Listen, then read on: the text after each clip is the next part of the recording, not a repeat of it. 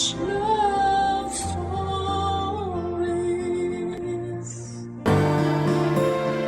Kahit na nakakapagod magtaguyod ng pamilya sa panahon natin, palagi pa rin tayong nagkakaroon ng lakas upang hindi sumuko.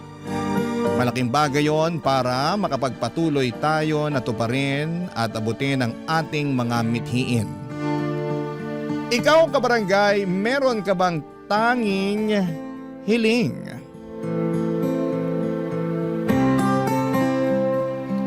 Dear Papa Dudut, kung may buhay na patunay lang ng pagod, ako na yata yon, Papa Dudut. Hindi naman sa binabaliwala ko ang pagod at hirap ng iba, pero dahil kwento ko to ay hayaan nyo na lang din akong makapag-rants. Alam po ninyo, Papa Dudut, ay fan na fan talaga ako ng Barangay Love Stories noon pa man. Avid listener na ako ng programa ninyo since pandemic at talaga namang minamarathon ko po ang bawat kwentong ina-upload ninyo online hanggang ngayon. Tapos ay nangangarap ako na isang araw ay makapagsulat din po ako sa inyong istasyon at mapinin ninyong i-ere sa radyo. At eto na ngayon ang istorya ng buhay ko. Nga pala, tawagin niyo na lamang po ako sa pangalang Asmira. 37 years old, taga Maynila. Magsisimula ang kwento ko 10 taon na ang nakakalipas. Kayod, kabayo at kalabaw ako para maitaguyod ang lola at kapatid kong PWD. At may espesyal na pangangailangan.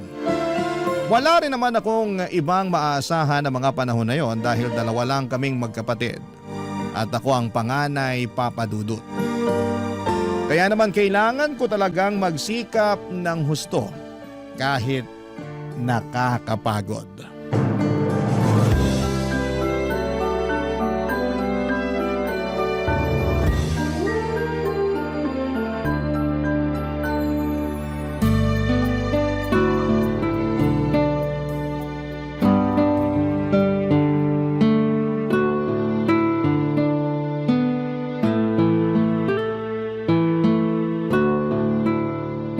Naku, parang kukulangin yata ang sweldo ko. Asmira, bakit hindi ka pa natutulog? Anong oras na Tsaka ano pang ginagawa mo rito sa kusina? Umihi po ako eh. Tapos nakita ko na pumasok na yung sweldo namin sa savings account ko nung nag-check ako online. Talaga? Ang aga naman. Hindi ba't bukas pa yung sweldo ninyo? Opo, pero maaga kapag ganitong tumatapat ng Sabado yung sweldo. Wala naman kasing pasok bukas. Ay, oo nga pala. Opo, kaya lang. Kaya lang ano? Ang laki pala ng kaltas ngayong cut-off dahil nag-loan ako. Kaya maliit lang yung sweldo ko. Nagbago pa naman yung bayaran ng kuryente. Sumakto ngayong linggo pa talaga yung due date. Wag mo na munang isipin yan dahil may naitabi naman ako mula dun sa nakaraang bigay mo. Po? Nakapagtabi pa kayo? Oo, kaya yun na lang muna yung gamitin natin na pambayad ng kuryente. Napansin ko na medyo na late sila magpadala ng bill ngayon, kaya nagbago yung due date. Nagpadala naman sila ng notice sa text pero late na rin naman. Ay naku, hayaan mo na, wag mo nang problemahin yon. Pero sigurado po ba kayo na may pera pa kayo? Abay, oo naman. Ayoko lang mawalan kayo lalo na kapag kailangan nyo. Paano ako mawawalan? Sobra-sobra yung ibinibigay mo. Minsan nga napapaisip ako kung may natitira pa sa'yo eh. Meron pa naman po. Baka naman sobra mo nang tinitipid ang sarili mo ha? Alam nyo naman po na matipid talaga ako, 'di ba? Oo nga. Pero kung may bagay kang gustong bilhin, bilhin mo na. Pera mo naman yan eh. Pinagtrabahuhan mo. Pinaghirapan mo. Hindi naman po pwede yung ganun. Lalo kailangan ko kayong isipin ng kapatid ko. Saka mahirap yung basta-basta na lang akong bumibili ng gusto ko. Paano kung kailangan natin tas wala akong mahuhugot? Ang akin lang naman, huwag mo masyadong ipagdamot sa sarili mo yung mga bagay na pwede mo namang bilhin sa perang pinaghirapan mo. Tsaka katulad ng sinabi ko, may natatabi naman ako. Nagbibigay din naman ng ibang mga anak ko eh. Kaya ayos lang na hindi mo ako palaging bigyan. Ikaw na nga nagbabayad sa lahat ng bills natin dito sa bahay eh. Ikaw din bumibili ng bigas at saka nag-grocery.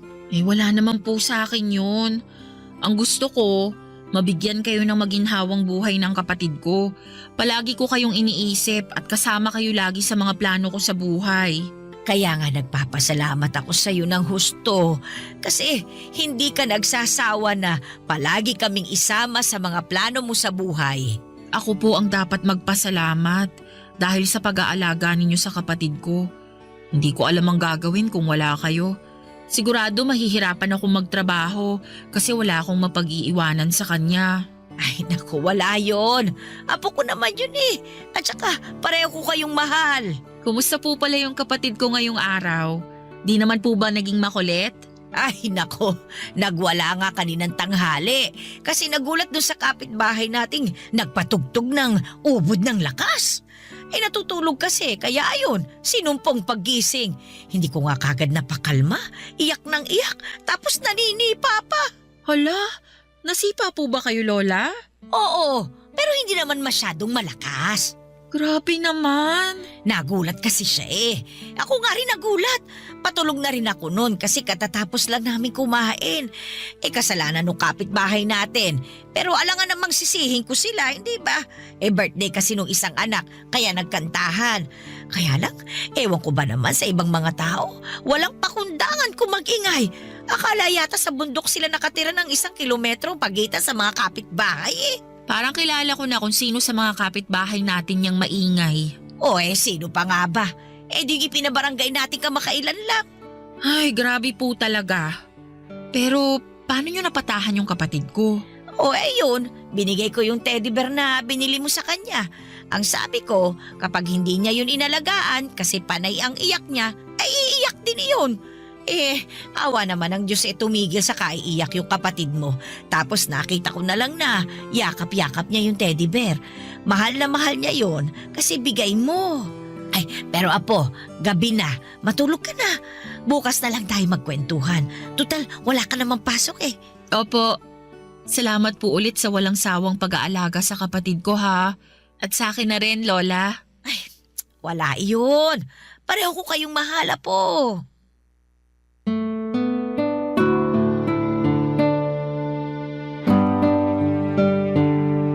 Papadudot maswerte kami dahil meron kaming lola na mabait at maalalahanin. Siya na ang tumayong nanay sa aming magkapatid noong naulila kami. Wala na kami mga magulang, parehong namatay sa sakit noong 16 years old pa lamang ako. Bale, pinaluwas kami ng lola namin na taga Maynila mula sa Abra para tumira kasama niya. Nanay siya ng mama namin na sinusuportahan na lamang ng iba niyang mga anak. Sakto dahil mag-isa na lamang si Lola sa bahay nila matapos mamatay ni Lolo ng mga panahong yon. Dapat magtatrabaho na ako pagdating namin sa Maynila ng kapatid ko pero kinausap ako ni Lola at tinanong kung gusto kong mag-aral. Meron pa naman daw siyang kaunting ipon at willing namang sumuporta sa akin ang isa kong tita na nasa abroad. Kaya naman sinunggaban ko na ang opportunity at kumuha ako ng kursong may kinalaman sa business na natapos ko naman. Fast forward, meron akong long-time boyfriend na mga panahong yon. Nagkakilala kami noong college at naging kami papadudot. Siya ang kasama ko sa lahat ng mahalagang parte ng buhay ko. Legal din kami sa mga pamilya namin at masasabi ko na siya talaga ang lalaking gusto kong pakasalan at makasamang bumuo ng pamilya. Kaya lang 2 beses na siyang nag-propose sa akin. Una ay noong 25th birthday ko at yung sumunod ay noong Valentine's Day ng 2014 papadudot.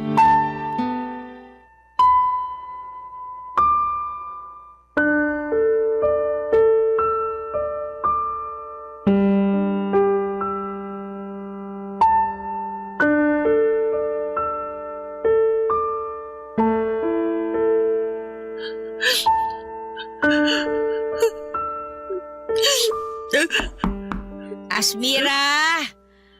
Pwede ba akong pumasok? Opo, bukas po yung pinto. Ikaw pala yung naririnig kong umiiyak pagdaan ko sa pinto ng kwarto mo. Akala ko kasi guni-guni lang yun eh. Pero pinakinggan kong mabuti bago ako kumatok. Hindi naman po ako umiiyak. Napuwing lang po ako. Lokohin mo na lahat, wag lang ako. Baka nakakalimutan mo na, ako na halos ang nagpalaki sa inyo ng kapatid mo. Kilalang kilala ko na kayo, lalo ka na, kaya magsabi ka sa akin. May nangyari ba kaya ka umiiyak? Teka, trabaho ba yan? Hindi po sa trabaho. Ay, saan nga? Baka makatulong ako. Pwede kitang mapayuhan. Salamat po, La. Pero hindi ko na talaga alam yung gagawin. Ay, naku naman. Sabihin mo na sa akin. Para naman alam ko. Kinakabahan ako sa iyo eh. Kalma lang po kayo. Paano ba akong kakalma? Lola mo ako. Sorry po. Nahihiya lang kasi ako sa inyo. O siya, ano ba kasi yun? Apo, sabihin mo na sa akin. Tungkol po sa amin ng boyfriend ko. Oh, anong nangyari sa inyo? Nakipaghiwalay na po ako sa kanya. Anong sabi mo? Ang tagal-tagal nyo na, hindi ba? Opo. Pero tingin ko, kailangan na namin maghiwalay. Dahil hindi ko naman kayang ibigay yung kasal na gusto niya. Di ba? 2 beses na siyang nag-propose sa akin. Oo nga, naikwento mo nga sa akin yun. Kailan ka nga niya ulit niyaya? Nung birthday ko sa Valentine's Day last year. Pero ang sabi mo, ayos lang naman sa kanya, hindi ba? Opo. Kaya lang nagigilty ako noon. Alam ko na gustong-gusto na niyang magpakasal kami kasi yun na lang talaga ang kulang eh. Pangarap niya na magkaanak na kami at bumuo ng pamilya. Pero ako po yung hindi pa handa.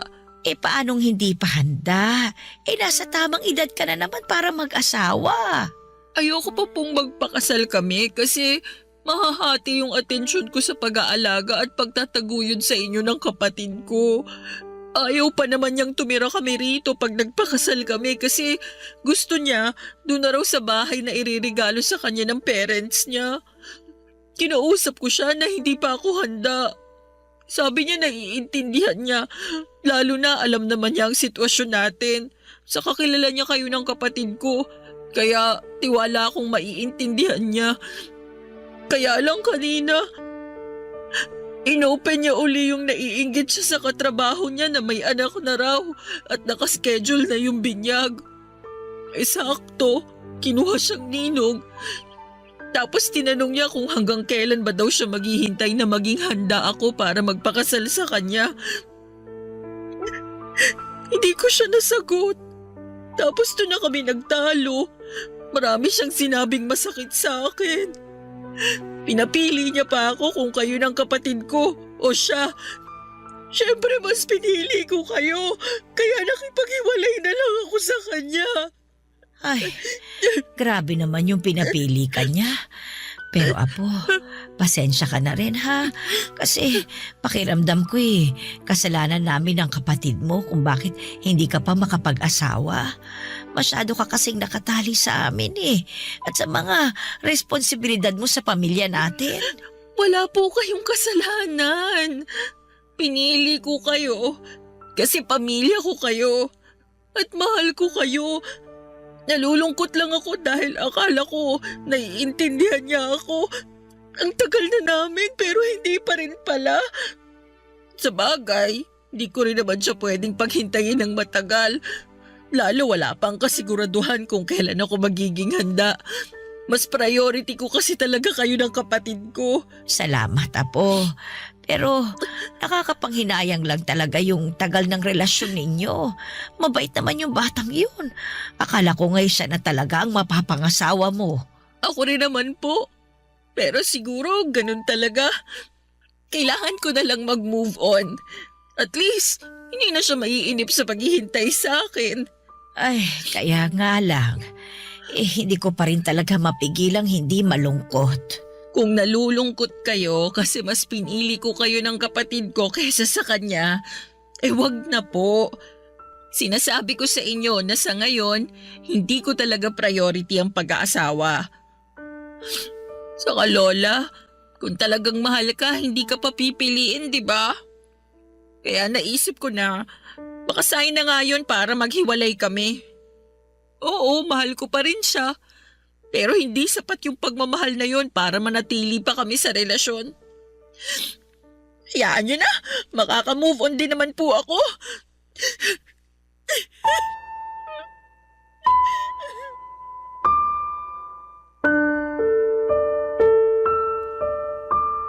Papadudot, masakit sa akin ang pakikipaghiwalay sa long-time boyfriend ko. Pero wala naman akong magawa dahil gusto na niyang bumuo ng sariling pamilya. At yon ang bagay na hindi ko pa maibigay sa kanya ng mga panahong yon. Mahal ko siya at siya na ang nakikita kong tao na makakasama ko hanggang pagtanda namin. Pero hindi pa ako handang iwanan at bitawan ng responsibilidad ko sa lola ko at sa nakababata kong kapatid. Kaya naman pinalaya ko na lang siya kahit masakit sa akin, Papa Dudut. Parang pinagpira-piraso ang puso ko ng mga panahong yon. Pero ayoko rin namang itali sa akin at patuloy na paasahin kung kailan ako magiging handa na bumukod kasama siya. Sobrang lungkot ko lamang noon pero umasa ako at nananalig sa Diyos na kung pagkakalooban niya ako ng panibagong tao na mamahalin ay sana'y matanggap nito ang responsibilidad na hindi ko mabitawan sa aking pamilya, Papa Dudut. Barangay Love Stories. Barangay Love Stories. Papa Dudut, alam ng Diyos na gusto kong makapag-asawa at magkaanak. Pangarap ko na yon simula nagdalaga ako at yung bang balang araw ay makakakilala ako ng isang lalaki na mamahalin ako at pakakasalan. Kahit na hindi masyadong mayaman pero masipag, mapagmahal at mabuting padre de pamilya, ay ayos na po sa akin.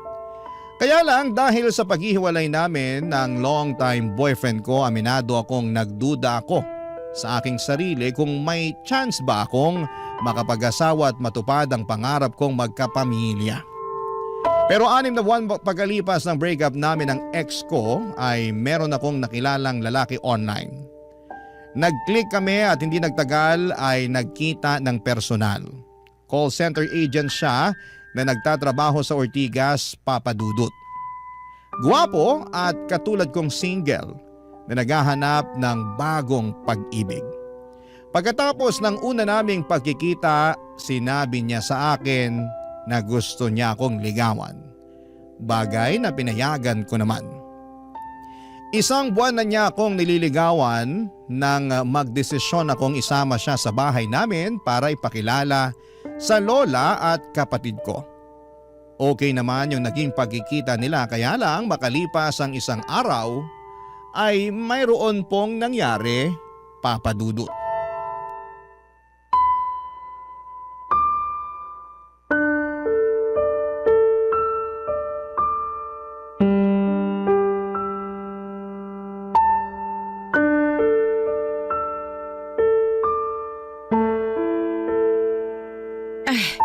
Ano ba yung sinasabi mong hindi na nagparamdam sa'yo yung manliligaw mo? Wala na po eh. Hindi na po siya nagre-reply sa mga text ko. Cannot be reached na rin po yung number niya. Bakit naman niya ginawa sa'yo yun? Baka ayaw na niya sa akin kaya ganun. Aayawan ka niya? Ang saya-saya niyo pa nung nakaraan na. Sinama mo pa nga siya rito para ipakilala sa amin ng kapatid mo. Kaya nga po eh. Pero akala ko okay lang ang lahat, kaya lang mukhang mali ako. Ano ba sa tingin mo yung problema? Yung totoo po? Oo. Tingin ko nagbago yung isip niya na ituloy yung panliligaw sa akin matapos ko siyang dalhin dito sa bahay. Naisip ko na hindi pa siya handa sakaling maging kami, tapos mas priority ko kayo ng kapatid ko. Sobra naman yun. Akala ko pa naman masaya siya nung nagpunta rito sa atin. Panay pa nga ang kwentuhan namin ng mga nakakatawang karanasan niya nung nagbakasyon sila ng pamilya niya sa Bohol. Sabi ko kasi, pangarap ko makapunta doon, tapos gaganyanin ka lang niya. Hindi pa naman po ako sigurado kasi bigla na lang siyang nawala. Sa lagay para pala siyang multo. Ganun na nga po. Nakakainis naman yung batang yun.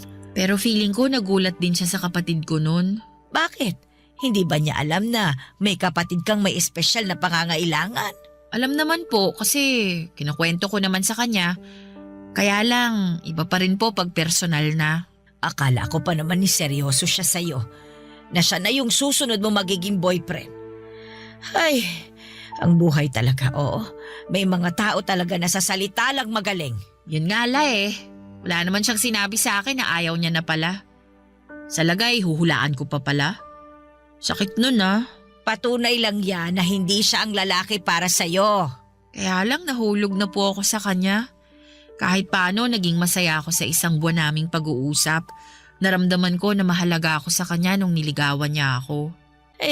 Ganyan naman talaga ang mga lalaki eh. Ipaparamdam nila sa iyo na mahalaga ka sa kanila hanggang makuha nila yung matamis mong oo. Pero hindi lahat nananatiling ganun yung trato sa iyo pag nagtagal.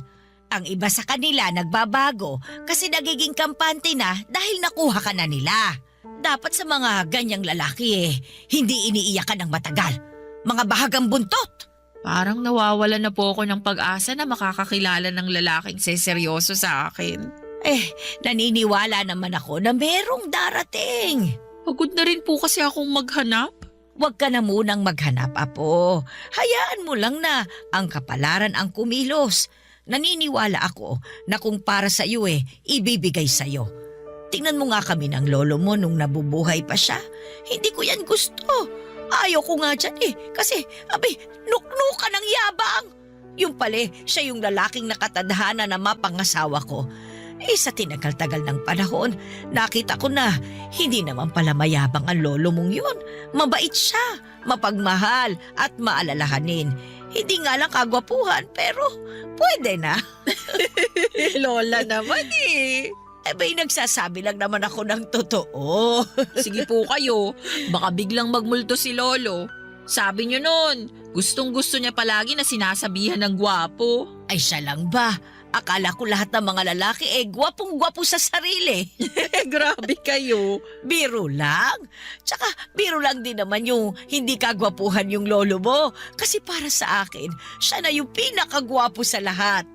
Totoo rin naman po. Kaya nga, nalungkot din talaga ako nung namatay siya Pero mabuti na lamang at dumating kayo ng kapatid mo sa buhay ko. Sabi ko nga sa sarili ko, hindi pa rin ako hahayaan ng Panginoon na maging mag-isa. Hindi po kayo mag-iisa hanggat nandito ako at ang kapatid ko. Pangako ko po yan la. Pero hindi naman kita pinagbabawalang mag-asawa ha? Hindi ka na rin naman bumabata. Ilang taong ka na nga ba? Ay, wala pong tanungan ng edad. Hindi naman halata, Apo. Mukha ka pa rin namang 16 anyos. Bulero ka, Lola. Hindi bintangera. Pero seryoso po. Salamat po kasi nandyan kayo para may makausap ako. Lalo na sa mga ganitong pagkakataon. Kahit na malungkot yung nangyari sa naunsyami kong love life, masaya naman ako dahil kasama ko pa rin ang pamilya ko. Para sa akin, kayo po ang mas mahalaga.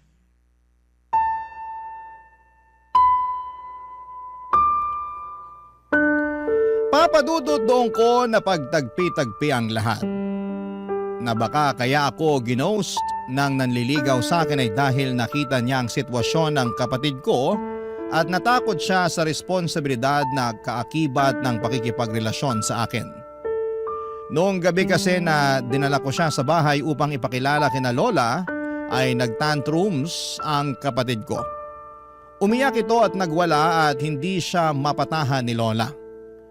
Buti na lamang at dumating kami ng mga panahong yon at ako lang ang nakapagpakalma sa kapatid ko. Sa totoo lang, abot langit ang hiya ko noon sa aking manliligaw. Kasi kahit na hindi niya sabihin ay kita ko sa ekspresyon ng mukha niya na nagulat siya ng gusto. Nandun rin yung takot dahil baka noon lang din siya nakaengkwentro ng ganong senaryo. Pero una pa lang naman ay sinabihan ko na siya na meron akong kapatid na may espesyal na pangangailangan. Okay lang siya ng okay noon. Naniwala at nagtiwala ako na maiintindihan niya ang sitwasyon ko pero doon ako nagkamali. At kahit na hindi pa nagiging kami ay nasaktan pa rin po ako. Plano ko pa naman na sagutin na siya kinabukasan. Pero may kasabihan nga na rejection is God's redirection. Ang ibig sabihin ay may mga bagay na hindi nangyayari dahil merong magandang plano ang Diyos para sa atin. Lumipas ang 5 buwan, nakilala ko si David. Bagong salta lang siya noon sa pinagtatrabahuhan ko. Pinalitan niya ang dati naming supervisor na paalis na ng panahong yon. Hindi ko naman siya boss, bali magkaibang department kami pero lagi kami nagkikita at nagkakasama sa mga management meeting, Papa Dudut. Naging close kami. At hindi nagtagal ay niyaya niya akong lumabas upang makipag-date, Papa Dudut.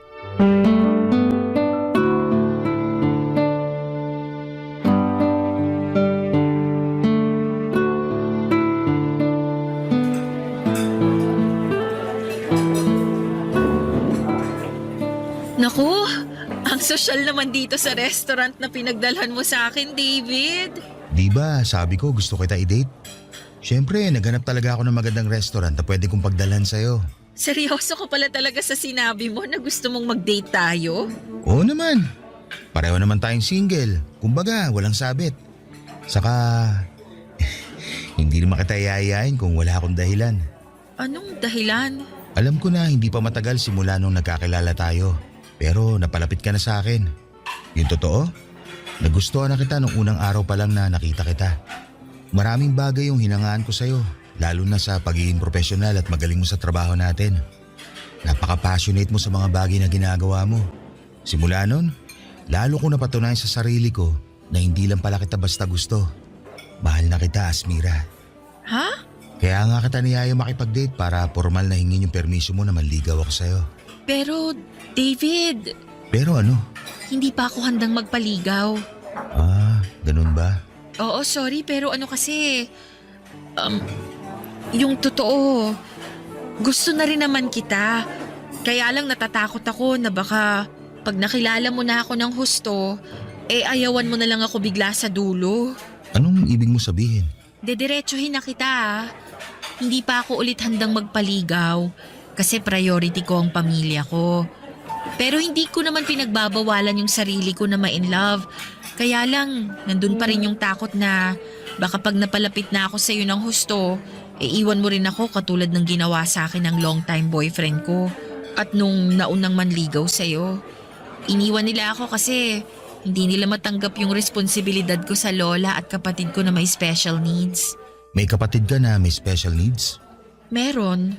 Pwede ko bang malaman kung anong kondisyon niya? May cerebral palsy siya simula pagkabata at ako na yung nag-alaga sa kanya. Nung namatay ang mga magulang namin, tumira kami sa lola namin na taga Maynila. Siya ang nagbabantay sa kapatid ko tuwing nasa trabaho ako. Kaya nga malaki ang pasasalamat at utang na loob ko sa kanya. Kaso tumatanda na siya, humihina na ang katawan niya. At natatakot ako na baka isang araw hindi na niya kayanin na alagaan ang kapatid ko. Kaya nga nung hiniwalayan ako ng ex ko at ginost ng manliligaw ko, na-realize ko na saka na lang ako papasok sa relasyon. Unfair din naman kasi nabigyan ko sila ng responsibilidad sa pamilya na hindi ko mabitawan. Kaya sorry talaga kung hindi ko matatanggap yung panliligaw mo. Ngayon, mas naiintindihan ko na yung pinanggagalingan mo. Mahirap magkaroon ng responsibilidad na ganyan kabigat. Oo, pero hindi naman ako nagrereklamo kasi mahal ko yung kapatid at lola ko. Sa totoo lang, inspirasyon ko yung kapatid ko kung bakit ako nagsisikap sa buhay. Gusto kong magtrabaho ng magtrabaho para may pampagamot ako sa kanya. Gusto ko rin mag-ipon ng pera para pagdating ng araw, hindi kami mahirapan ni Lola sa pag-aalaga sa kanya. Plano ko kasing kumuha ng private nurse na titingin sa kanila ni Lola. Naniniwala ako na matutupad mo ang mga pangarap mo. Ngayon pa lang, sobra mo na ako napabilib. Salamat, David. Pasensya ka na ulit kung nireject kita ha. Ayos lang naman. At least, naging honest ka kaya magiging honest ulit ako sa'yo. Ano yun? Anong ibig mong sabihin? Hindi nawala yung nararamdaman ko para sa'yo. Dahil sa mga sinabi mo sa akin, mas lalo lang kitang minahal. Alam ko na hindi ka pa handa na tumanggap ng bagong pag-ibig sa ngayon. Pero handa naman ako maghintay na dumating yung araw na yon. Pero Baka mapagod ka. Saka ayoko naman na sa akin lang umiikot ang mundo mo. Lalo kung pwede ka naman makipag-date at manligaw ng ibang babae. Malay mo, sila pala ang totoong para sa'yo at hindi ako. Papa Dudut, maaga pa lamang ay sinabi ko na kay David na meron akong kapatid na may special needs. At medyo challenging itong i-handle lalo na tumatanda na rin ang lola namin. Isa yon sa dahilan kung bakit hindi pa ako handang mag-asawa. Kapag bumukod na kasi ako at bumuo ng sariling pamilya kasama ang asawa ko, ay maiiwan ang kapatid ko sa lola namin. Naging open ako kay David tungkol sa estado at disposisyon ko para hindi na siya umasa na maibabalik ko ang pagmamahal niya. Sa totoo lang, nalungkot ako, Papa Dudut, dahil napalapit na rin sa akin si David. Mabait kasi siya, masayang kasama at gentleman. Kaya lang, ayoko namang hayaan ang sarili ko na mahulog sa kanya ng husto. Tapos sa dulo ay iiwanan niya lamang ako katulad ng ginawa sa akin ng ex-boyfriend ko at manliligaw ko noon.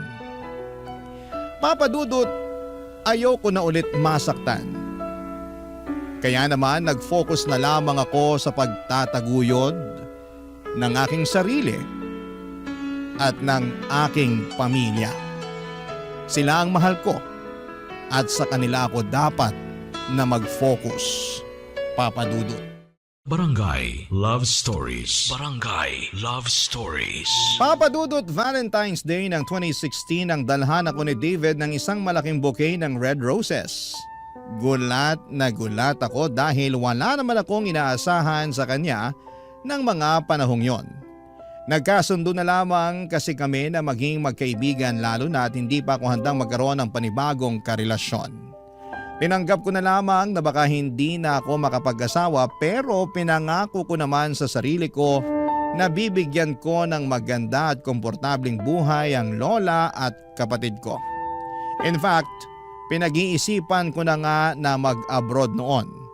Kaya lang nagbago ang lahat matapos akong bigyan ni David ng mga bulaklak. Sa sulat na kasama noon, nakasaad na gusto niya akong makadate. Pumayag ako at kinagabihan ay pumunta kami sa isang restaurant sa Quezon City na noong ko lang napuntahan sa tanang buhay ko. Pagkaupo namin sa pinareserve niyang mesa ay nag-thank you sa akin si David dahil pumayag ako makipag-date sa kanya. Sa isip ko ay date lang naman, wala namang masama doon. Pero alam ko naman na niloloko ko lang ang sarili ko na higit pa talaga sa pagkakaibigan ng nararamdaman ng dalawang tao na lumalabas during Valentine's Day. Pero hinayaan ko na lang at in-enjoy ang bawat sandali. At bago niya ako ihatid sa amin ay sinabi niya na hindi niya raw ako kayang maging kaibigan lang. Na naintindihan niya ang responsibilidad ko sa pamilya ko at handa siyang tulungan ako lalo na sa pag-aalaga sa aking kapatid. Kung hindi niyo na itatanong, may pamangkin si David na meron ding espesyal na pangangailangan. Anak yon ang kaisa-isa niyang ate at siya ang nag-alaga rito simula pagkabata.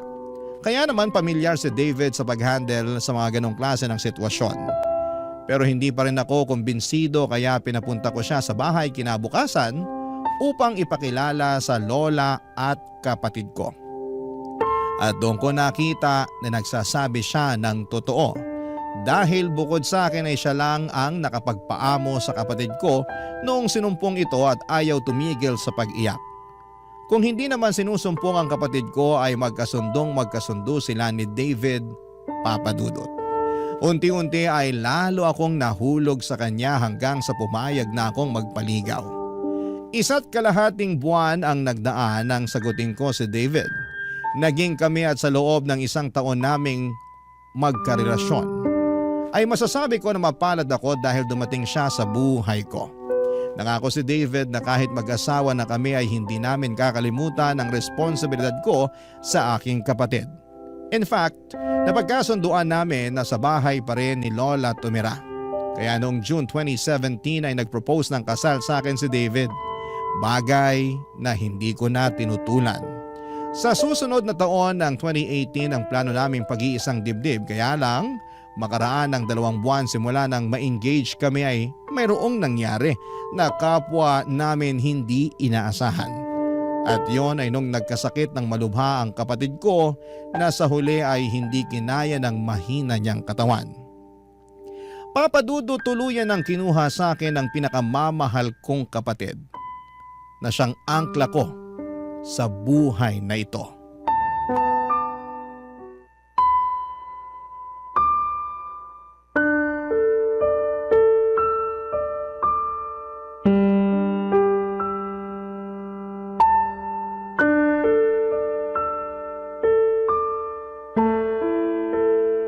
Asmira, ilang araw ka na hindi kumakain. Baka mapano ka na niyan. Okay lang na mapano ako. Para mamatay na rin ako katulad ng kapatid ko. Huwag mo naman sabihin yan. Marami pang nagmamahal sa'yo. Saka kailangan ka pa namin ng lola mo. Pero kailangan ko rin yung kapatid ko. Kailangan ko siya kasi mahal na mahal ko siya. Pero wala na siya. Ando na siya sa kabaong oh. Hindi na siya gumagalaw. At habang buhay na siyang tulog. Hindi nagigising yung kapatid ko. Kasi patay na siya. Bakit kailangan niya agad mawala? Bakit siya agad kinuha sa akin? Inaalagaan ko naman siya. Ginawa ko naman lahat. Hindi ko rin alam ang sagot sa tanong mo. Pero isa lang naman ang sigurado. Baka pinagpahinga na siya ng Diyos. Bakit siya pagpapahingahin? Nandito naman ako. Hindi ko naman siya pinababayaan ah. Inaalagaan din siya ni Lola. Maraming nagmamahal sa kanya rito. Kaya bakit kailangan niya agad mawala? Sobrang unfair naman ng Diyos kung hindi niya nakikita yung mga pagsasakripisyo ko para mabigyan lang ng magandang buhay yung kapatid ko. Sobrang unfair niya kasi kinuha niya sa akin yung kaisa-isang tao na dahilan kung bakit ako nagsisikap sa buhay. Mahal na mahal ko yung kapatid ko, David. Kahit na may kapansanan siya at espesyal na pangangailangan, hindi ako nagsisisi na siya yung naging kapatid ko. Gusto ko ako pa rin na maging ate niya kahit na sa susunod na buhay. Napapagod ako sa trabaho at sa buhay na to. Pero kahit kailan, hindi ako napagod sa kanya. At alam niyo ng kapatid mo, Asmira. Sigurado ko na nagpapasalamat siya sa iyo ng gusto dahil meron siyang mabait at responsableng ate. Di ba, bago ako dumating, ikaw lang din naman ang nagpapakalma sa kanya? Alam ko yun. Nakita ko yun kasi pag nandyan ka, ngumingiti siya. Tapos tinuturo ko pa niya palagi.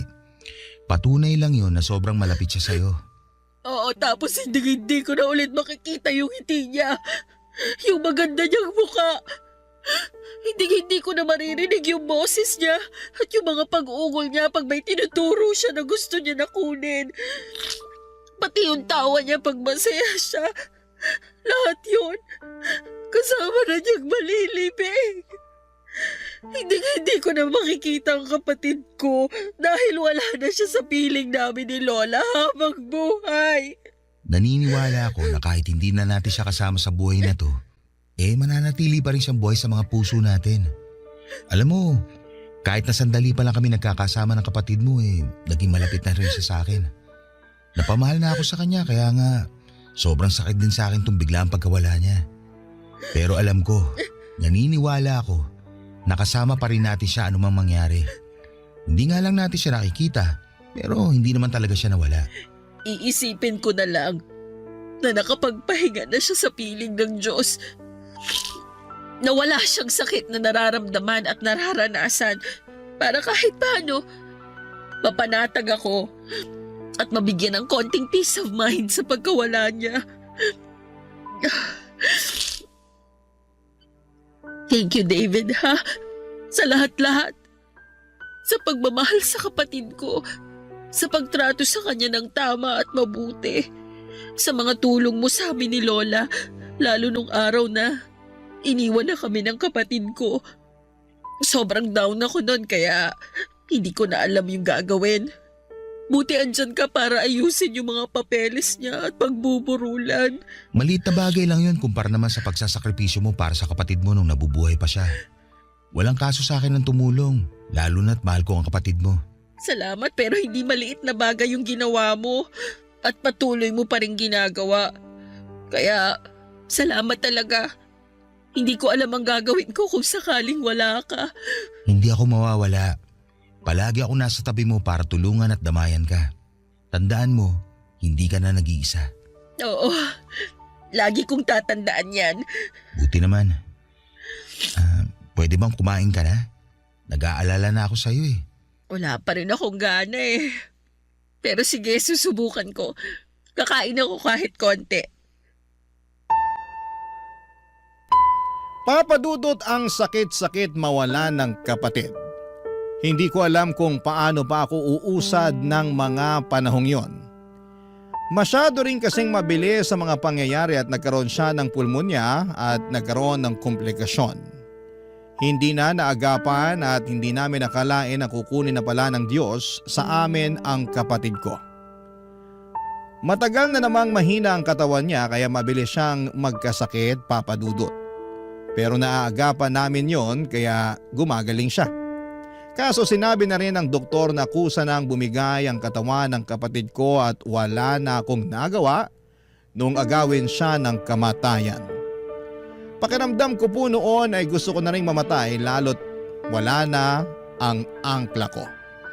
Sa totoo lang, kahit minsan ay nakakaramdam ako ng pagod sa pag-aalaga at pagtataguyod sa kapatid ko ay mahal na mahal ko pa rin siya. Siya ang inspirasyon ko at dahilan para magpatuloy sa buhay. At nung nawala siya, pakiramdam ko ay nawala na ako ng direksyon sa buhay at pag-asa na makakausad pa. Pero buti na lamang at nandyan sina Lola at David. Naging sandalan ko sila sa oras na nanghihina ako gawa ng pagkamatay ng kapatid ko. At kapag gusto ko nang bumigay, yung pagmamahal ni David ang nagsisilbi kong lakas, Papa Dudut. Sa pagpapatuloy ng aming relasyon ay natuloy pa rin ang kasal namin ni David noong 2018 at tumira kami sa bahay ni Lola at nangako na aalagaan siya. Hindi nagtagal ay nabuntis ako. Masayang masaya kami ni David dahil magiging magulang na kami. Kapwa excited kami at kabado na rin. Kaya lang habang ipinagbubuntis ko ang panganay namin ay muli kaming sinubok ng kapalaran. Matapos matuklasan sa isang masusing pagsusuri na mayroong Down syndrome ang magiging anak namin, Papa Dudut.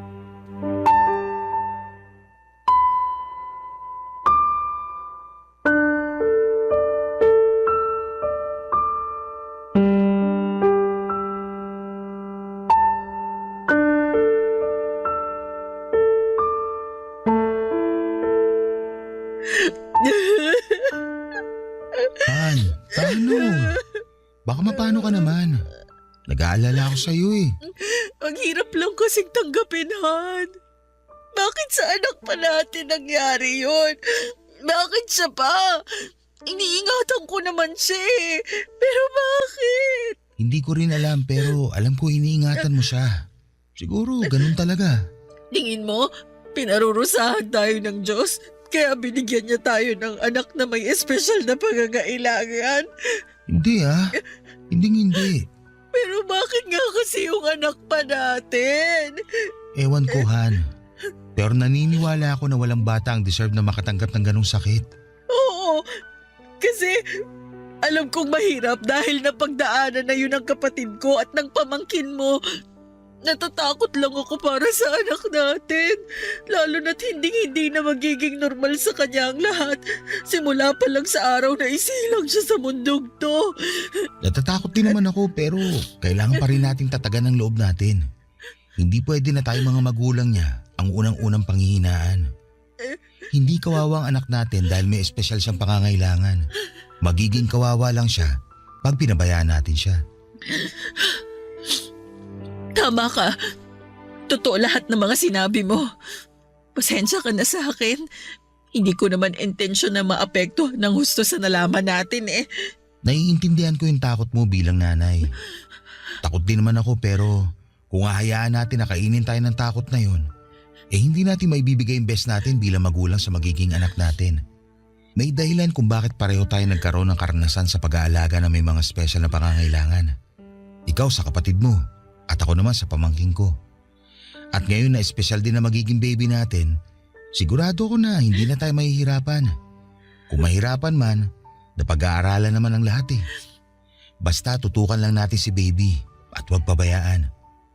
Kahit na anong mangyari, anak natin siya at mahal natin siya. Oo, anak natin siya at mahal natin siya. Hindi yun magbabago kahit na ano pang itsura niya. Ganun na nga. Saka hiniling natin siya sa Diyos. At ngayon binigay niya na sa atin yung panalangin natin. Dapat masaya tayo, hindi ba? Masaya naman ako, pero hindi ko lang napigilan yung bugso ng damdamin ko. Alam ko kasi yung hirap at pagod sa pag-aalaga ng bata na may espesyal na pangangailangan. Oo, pero hindi ka naman mag-iisa sa pag-aalaga sa anak natin. Andito ako. Andyan si Lola. Tutulungan ka namin, Han. Kung noon mas nakakapagod dahil kailang dalawa ni Lola nag-alaga sa kapatid mo. Pero ngayon kasama niyo na ako. Sisiguraduhin ko na magiging mabuting padre de pamilya ako para sa inyo ng anak natin. Mamahalin ko kayo at aalagaan sa abot na makakaya ko. Hindi naman yung sinumpaan ko sa altar nung kinasal tayo, hindi ba? Naniniwala ako na hindi tayo bibigyan ng Diyos ng pagsubok na hindi natin malalagpasan. Magtiwala lang tayo at maniwala na magiging maayos ang lahat. Salamat, kasi gumaan ng husto yung loob ko. Sobrang bigat kasi ng pakiramdam ko nung sinabi ng OB natin yung kondisyon ng magiging anak natin. Bumigat din naman yung pakiramdam ko. Nalungkot ako at napatanong sa Diyos.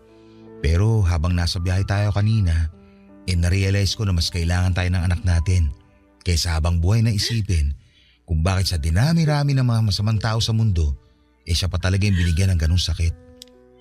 Kaya unti-unti tinanggap ko na espesyal na ang anak natin simula pa lang.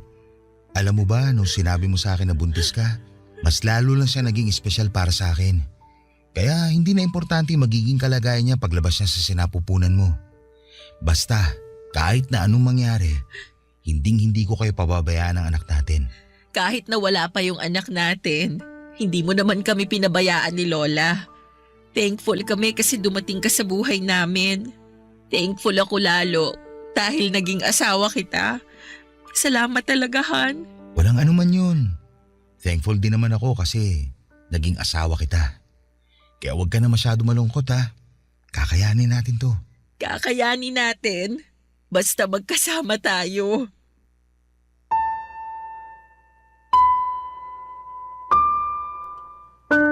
Papadudot walang pagsidlan ang pagpapasalamat ko sa Diyos.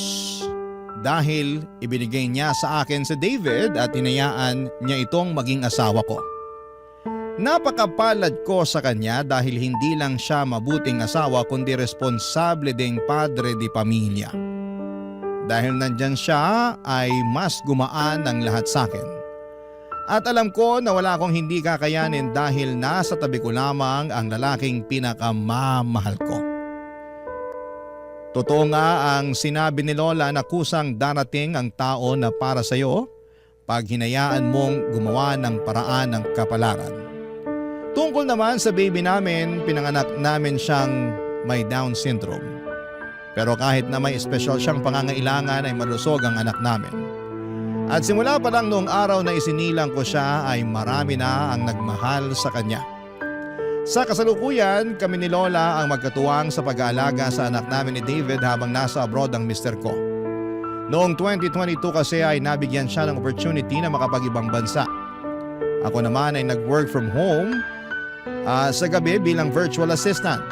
Nakakapagod magtaguyod ng anak na may espesyal na pangangailangan pero kahit kailan. Hindi po ako napagod na maging nanay niya. Para sa akin, biyaya siya ng Diyos. Katulad ng kapatid ko na espesyal din sa puso ko. Maraming salamat po sa inyo, Papa Dudut, sakaling mapili po ninyong i-area ang sulat ko at sana'y kinapulutan po ito ng aral at inspirasyon ng mga kabarangay natin. God bless and more power sa Barangay Love Stories. Number 1 po kayo sa aking puso. Ang inyong forever kapuso at kabarangay, Asmira. Barangay Love Stories. Barangay Love Stories. Anong say mo sa Barangay Love Stories na ito? Pagkwentuhan natin sa comment section yan. Nagustuhan ng iyong napakinggan? Ituloy yan via live stream sa www.gmanetwork.com/radio.